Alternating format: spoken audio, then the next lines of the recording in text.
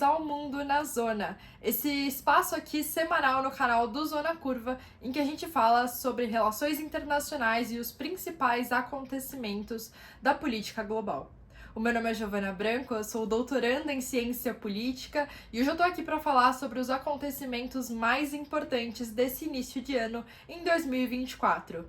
Depois da nossa pequena pausa nas férias do final de ano, a gente já começou esse ano com vários acontecimentos super importantes em que a gente vai comentar aqui hoje para vocês. Mas 2024 não começou com grandes tensões apenas no Oriente Médio. O continente europeu também começou o ano ainda mais tenso e ainda mais próximo de um possível conflito no futuro. Isso porque a Organização do Tratado do Atlântico Norte, também conhecida como OTAN, decidiu realizar um exercício conjunto que é um dos maiores exercícios desde a Guerra Fria. Mais de 90 mil soldados foram mobilizados para esse exercício, que vai acontecer até maio desse ano. É algo realmente muito grande, uma operação que a gente não via a OTAN fazer há muitos anos, realmente desde a Guerra Fria, em que foram empregados na época mais ou menos 120 mil soldados, então ainda está um pouco longe desse número, mas muito distante do que já havia sido feito nesses últimos anos, e ainda assim, para agravar tudo isso, o objetivo desse exercício é justamente de simular um ataque possível que a Rússia faria a qualquer um dos membros da OTAN, com uma atenção especial à Polônia, que faz ali fronteira com a Ucrânia. A gente já falou aqui no Mundo na Zona diversas vezes sobre a relação da Polônia com a Ucrânia, da Polônia com a Rússia, da Polônia sendo essa possível porta de entrada de um conflito cada vez maior no continente europeu e também nos países dos Bálticos. Então, há também uma série de preocupações de possíveis ataques russos nesses países que são integrantes da OTAN e que estão ali muito próximos da Rússia.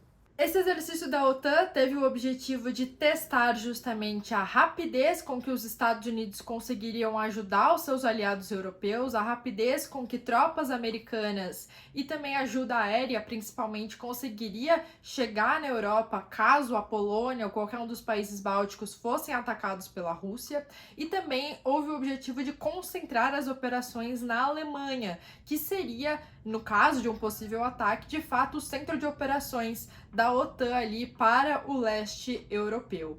Então, esse exercício foi extremamente direcionado à ameaça da Rússia, que desde o início da guerra na Ucrânia, em fevereiro de 2022, vem provocando um conjunto de tensões ali entre esses países. Lembrando que no mês que vem a gente completa os primeiros 2 anos de conflito entre Rússia e Ucrânia. Um conflito que inicialmente parecia ser muito rápido, muito eficiente. A disparidade de forças era e continua sendo muito grande entre russos e ucranianos, então havia uma expectativa de que este conflito fosse acabar muito rapidamente, fosse ser resolvido de forma muito rápida, pelos russos, obviamente, mas a gente tem visto que, na verdade, esse conflito vem se arrastando cada vez mais ao longo do tempo e veio envolvendo atores como, por exemplo, a OTAN, que se aliou abertamente à Ucrânia desde o início, que vem oferecendo apoio, que vem oferecendo armamentos e dinheiro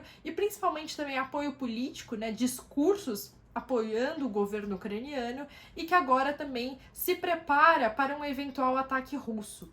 É importante dizer o quanto que isso é também uma questão de discurso político. Obviamente, esses exercícios da OTAN são reais, eles acontecem para de fato treinar os seus militares, para de fato testar a possibilidade dos armamentos da OTAN, a possibilidade de ser mais rápido, ser mais eficiente, dessas tropas estarem mais conjuntas nesses exercícios, mas é também uma forma de mostrar para o outro lado, no caso para a Rússia, que a OTAN está preparada para eventuais conflitos. É uma forma também de sinalizar o poder da OTAN no continente europeu.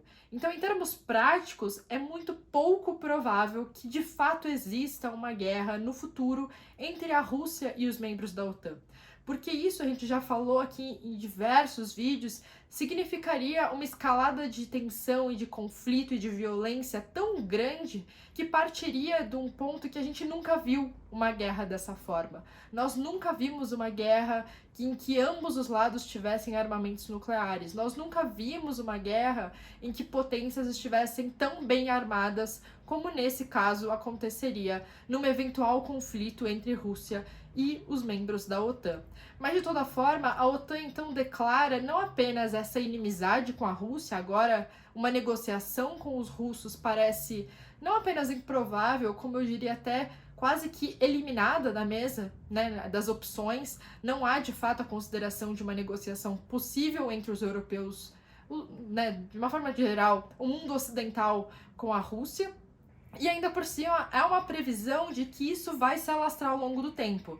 Então, essa declaração da OTAN de fazer um exercício militar desse porte, né, e dizendo muito claramente qual o seu objetivo com tudo isso, nos mostra que a longo prazo também não há perspectiva de uma normalização das relações da Rússia com a OTAN. Então, mesmo se a guerra na Ucrânia fosse finalizada ainda esse ano, se houvesse uma negociação entre russos e ucranianos, não há qualquer expectativa de nenhum dos lados agora de que exista uma normalização. Não há uma expectativa de que a Rússia possa ser reincluída no sistema internacional ocidental, principalmente. Então não há uma expectativa de que esses atores possam negociar e possam pensar em parcerias, pelo menos num futuro curto e médio prazo. No longo prazo, pode até ser que sim, até porque a Rússia ainda é um país importante para a economia global, é um país significativo, né? É o maior país do mundo. Então é muito difícil também imaginar um mundo novamente dividido entre dois grandes blocos, né? Um Oriente e um Ocidente muito bem demarcados.